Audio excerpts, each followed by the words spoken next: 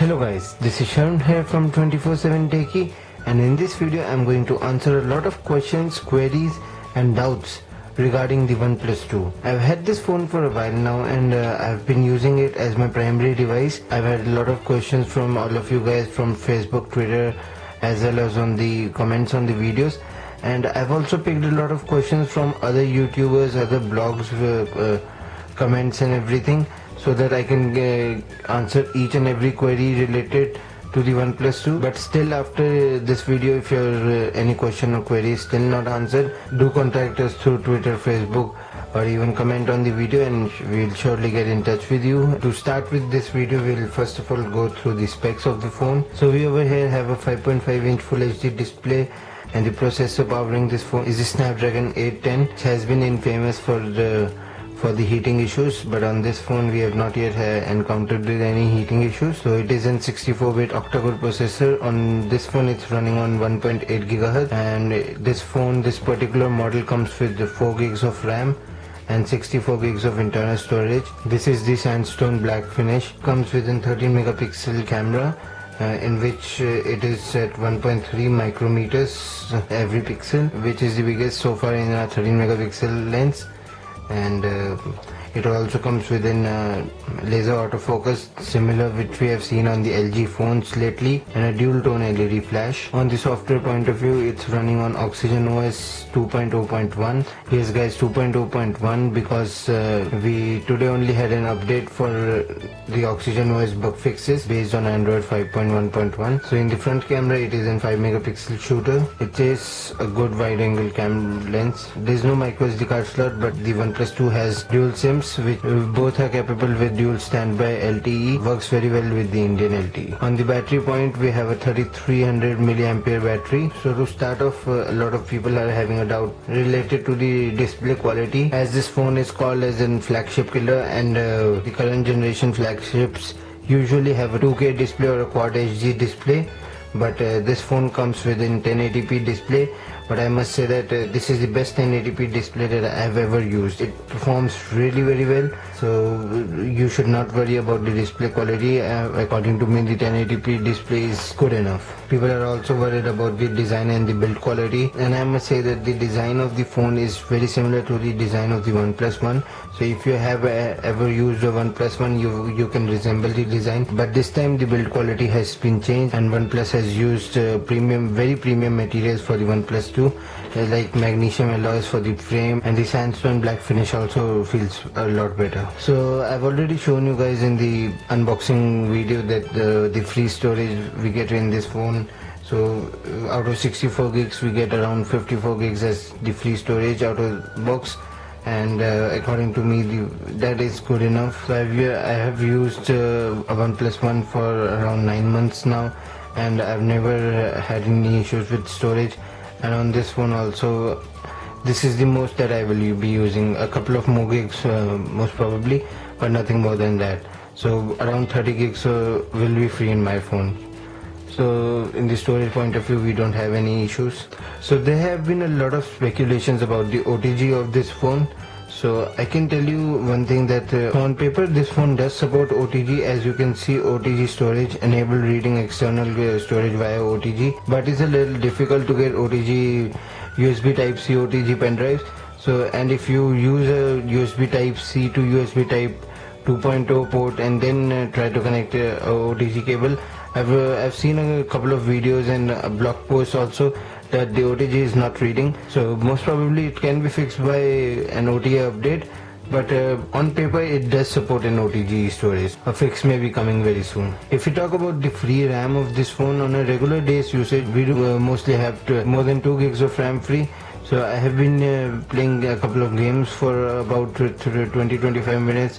So right now we have 1.7 gigs of RAM free, which is good enough for doing any day-to-day activities or even playing a couple of games side by side. So the OS, this phone is running on the latest Android 5.1.1. I just showed you guys, and it is Oxygen OS 2.0.1, which was updated on 21st of August. The OS is good. I've even made a couple of dedicated videos regarding the Oxygen OS and the preferred setting I have, so you can have a look at that. and according to me the Oxygen OS runs very smoothly. So for the camera performance, a lot of guys were questioning the camera performance as it is still the 13 megapixel camera. It is one of the biggest and the best change from the OnePlus 1 to OnePlus 2. The megapixel is same 13 megapixel, but the OnePlus 2 has a 1.3 micrometer lens with a laser autofocus on the board, and with an f2.0 it really performs good. And I've had this phone for a while, and I've clicked a lot of pics, and I can tell you that it performs really very well. And related to the front camera as well, it is a wide angle camera, as you can see, and it performs nicely. Camera also take decent low light pics, and it has the capability of recording 4K videos and slow motion up to 120 frames per second, which is good. And I've also noticed that this camera can record time lapse at 4K as well, which is really unique. So a lot of guys were asking related to the benefits of the USB Type-C. We do have a USB Type-C port on this phone, but it is internally a USB 2.0 converted to a USB Type-C, so there's no USB 3 or the speeds of USB 3. But I can tell you that having a reversible cable is one less thing to worry about. For the startings you will think that it's not a very big deal, but when you get used to it and then you have to plug any other USB 2.0 or any other switch, then you really notice that USB Type-C is really very useful. And this is the first commercially available phone with USB Type-C, so we do have a couple of issues with it, like the speeds are a little less and there's no quick charging also available. But in the future I do expect that this phone, because with the help of this phone we can see a lot of USB Type-C phones coming very soon. So for the USB Type-C I must give a thumbs up to the OnePlus team for trying to get ahead in the innovation. People were having questions related to the battery. So I can tell you that with the numbers of screen on time, we do get more than 3.5 hours of screen on time on a very heavy usage with a lot of notifications and everything. So it is a good screen on time, and it is good enough for a person for more than 12 to 13 hours of daily usage. So if your day starts by 8 a.m. and finishes by 8 p.m. 9 p.m., then you would be having around 20-25% of the battery remaining in this phone, which is really good performance. And compared to the OnePlus 1 batteries, it's very similar, but OnePlus did have a little less, but similar. And questions related to fingerprint sensor, I must say one thing, that I have never been a fan of the fingerprint sensor before having this phone or using this phone, because it works very easily, very nicely, and as you can see, it is just related to one tap and it's easily open. And this is the first phone which has double tap to wake. So we do have the functionality of double tap to wake, but I have never used it. So I don't usually leave double tap to wake, and I am a very big fan of double tap to wake. But the moment I got the chance to unlock it like this, and the fingerprint sensor is the best thing you can have to unlocking a phone. If it works like this, and if it works like the Samsung devices or the iPhones, you have to first unlock the device and then scan your finger and then unlock the phone, which is a very hectic thing. So if each and everyone can implement the fingerprint sensor just like this, it is the best thing you can have to unlock a phone. As we all know that this phone doesn't comes with a quick charger, or can't charge quickly compared to the other phones. So, but I've noticed that if we time the charging, it almost takes 1% to charge in a minute, which is very similar to the OnePlus 1, and OnePlus 1 was 3100 milliampere battery, and this is 300 milliampere battery.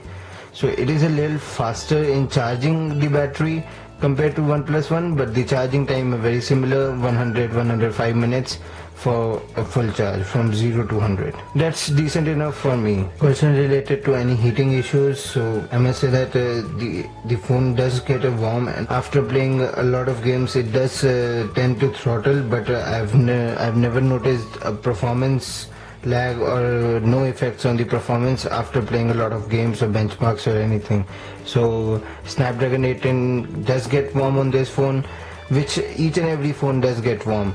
Snapdragon 801 on the OnePlus One also got warm, but no one noticed it as it didn't get famous. But the 810 does get warm, but it is restricted to the metal frame, nothing else.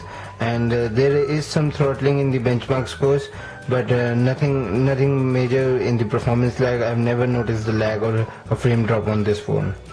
So speaker output, as this phone does shows us that it does have 2 speaker vents, but it is in general it is just this is the speaker and this is the microphone. And I must say that the OnePlus One was a little bit louder than the OnePlus 2, but I've noticed that the OnePlus 2 has a better quality of speaker and better quality of audio output. So the phone does have a little bit more of depth in the audio. So another thing that I feel related to this phone that I need to tell you is the OTS. As the OnePlus has had issues with the OTS related to the OnePlus One, as they had signed up with the CyanogenMod mod for the OnePlus One, and CyanogenMod used to take a lot of time, or OnePlus used to take a lot of time. I really don't know, but so there were a lot of issues related to the software updates.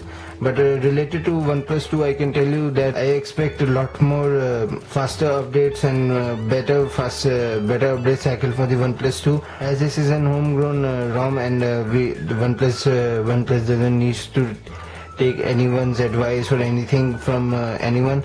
So we do expect a lot faster updates, and we have even seen one software update within less than a week of the launch, which does tell us that OnePlus can update the phone really fast. As OnePlus doesn't have a lot of phones to think about, like they only have OnePlus One and OnePlus 2, so they can really work on the software and better the software experience. As you guys would be knowing that the frame of this phone is a magnesium alloy, what OnePlus calls it is metal, and the back is sandstone black. So I've noticed that the weight of the phone is a little bit more. According to the paper, it's 15 gram more than OnePlus One, and OnePlus One was already a little hefty device. So this OnePlus 2 is very hefty device. But I must tell you that because it's using a lot of premium materials, it doesn't feel bad, and I must say that it really feels good in hand, and I would prefer this over the OnePlus One any day. Questions regarding the cellular call quality, it does have great signal strength plus good call quality. I must say it is made for you, especially if you are very addicted to the phone and you have a lot of phone calls in a day, and it is just a tailor-made phone for you. The speaker output and the signal strengths are amazing.